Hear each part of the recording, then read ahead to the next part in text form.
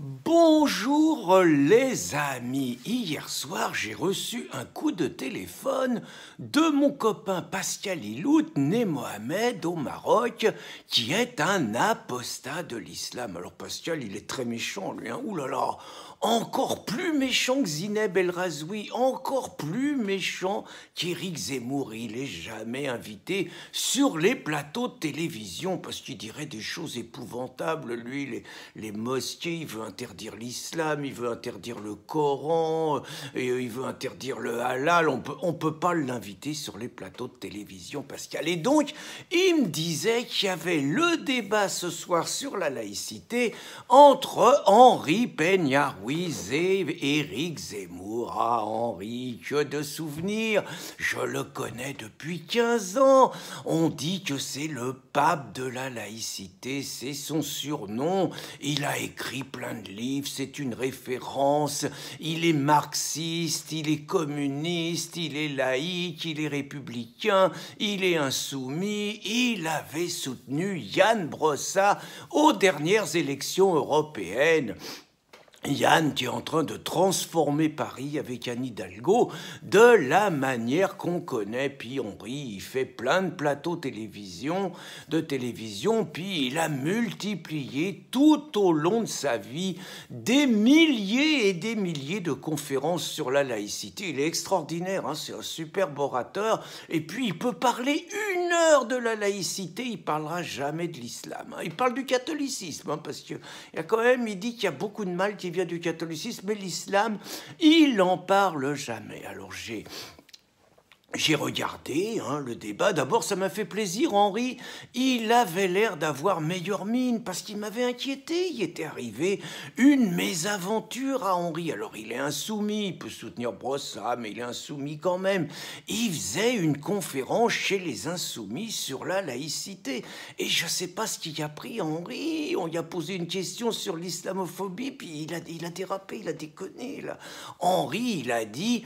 On a le droit d'être islamophobe comme on a le droit d'être athéophobe ou catophobe, mais être homophobe, c'est un délit. Ouh là là là là, qu'est-ce qu'il avait pas dit là, Henri? C'est que dans la salle, il y avait les copains d'Obono. Ah oui, ça marche avec les insoumis. Il y avait les copains des indigènes de la République. Il y avait les copains de Rokhaya Diallo. Il y avait Majid Messaouden, un élu front de gauche de Seine-Saint-Denis. Puis il y avait à Abou Hafs un journaliste payé par Mermet.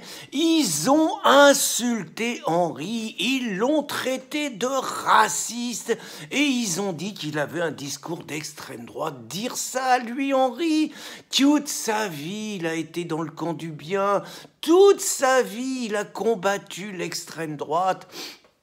Toute sa vie, il a combattu le Front National. Toute sa vie, il a milité pour plus d'immigration. Il était décomposé, Henri. Il a fait tous les plateaux de télévision, mais il en avait pris un coup. Il avait vieilli de 10 ans. Hein. Il m'avait fait de la peine. Là, chez Zemmour, je l'ai retrouvé en pleine forme égale à lui-même. Alors, j'ai regardé... les stratégies de débat, il est malin, Henri. Hein. On dit qu'il est philosophe, le professeur de philosophie. Mais il paraît que maintenant, un professeur de philosophie, c'est un philosophe. Bon, bah, mon ami Boris Vidal, tu l'as rencontré plusieurs fois. Donc, il doit, lui aussi, il est professeur de philosophie, mais c'est un philosophe. Donc Henri, j'ai regardé ses stratégies de débat. Alors, il est malin, hein, parce qu'il parle beaucoup, hein. Puis dès que Zemmour, il veut dire quelque chose, c'est « laissez-moi parler hein !» Mais lui, il interrompt toujours Zemmour. Il essaye de l'empêcher de parler, mais dès que Zemmour, il essaye de parler, il fait le cinéma. « Si vous m'interrompez encore une fois, je quitte le plateau. » Il est malin, Henri, il est malin. Puis alors, j'ai regardé un petit peu son discours. Hein. En gros, son discours, c'est la France. Elle existe que depuis 1789 et grâce à l'universalisme. Et en gros, tout le mal, il vient du catholicisme. C'est le catholicisme qui a fait les pires massacres en France et c'est depuis 1789 et la Déclaration des droits de l'homme que tout va bien. Et quand Zemmour lui dit qu'il ne serait pas laïque s'il n'était pas dans une société avec des racines catholiques, ça, il a du mal à entendre. Et puis, il a un autre discours, Henri, hein, c'est le fameux discours sur Al-Andalus. En gros, il raconte que l'Espagne, il a deux façons de parler de l'Espagne. Il dit avec Franco, c'était abominable et c'était si no estás católico, estás nada. Si tu n'es pas catholique, tu n'es rien. Mais par contre, les 8 siècles de colonisation islamique, il appelle ça le vivre ensemble d'Al-Andalus et il raconte qu'il y avait une communion extraordinaire entre les 3 représentants des religions. C'est tout son discours. Les 3 religions, c'est pareil.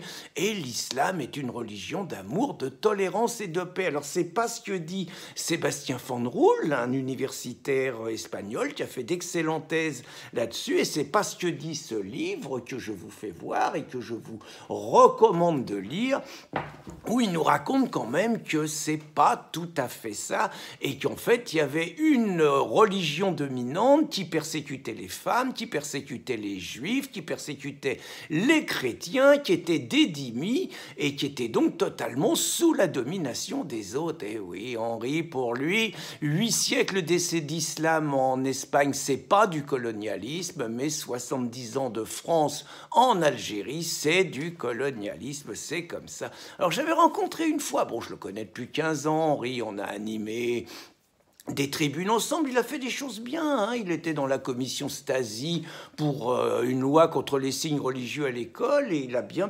bataillé. Franchement, il a été actif là-dessus. On a fait des tribunes ensemble à l'époque et tout, puis ça s'est détérioré entre nous.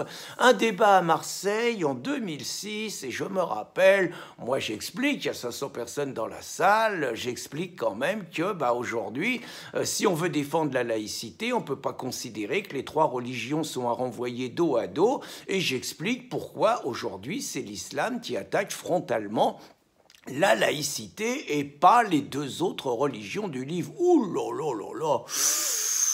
Qu'est-ce que j'avais pas dit là? Je me suis fait tirer les oreilles, Henri.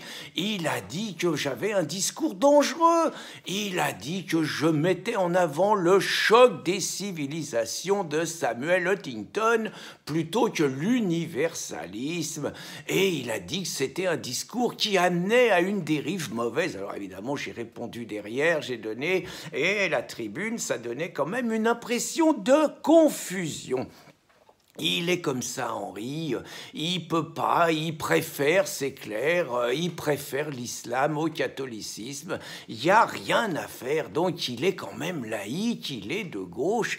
Et le moins qu'on puisse dire, c'est que si aujourd'hui le débat explose sur l'islamophobie, si aujourd'hui le débat explose sur le voile, si aujourd'hui le débat explose sur le halal, si aujourd'hui la France est menacée quand même juste un tout petit peu d'islamisation, ce que conteste totalement Henri Peña-Ruiz, eh bien le moins qu'on puisse dire, c'est que c'est quand même fortement la faute de ces laïcs et républicains de gauche qui ont toujours cherché à pourchasser le moindre soubresaut d'une église catholique moribonde et qui ont regardé ailleurs sur la conquête de nos meilleures valeurs par les islamistes. Henri, tout ça c'est ta faute et tu incarnes à merveille cette phrase de Bossuet: Dieu se rit des hommes qui déplorent les conséquences dont ils chérissent les causes. Bonne journée les amis.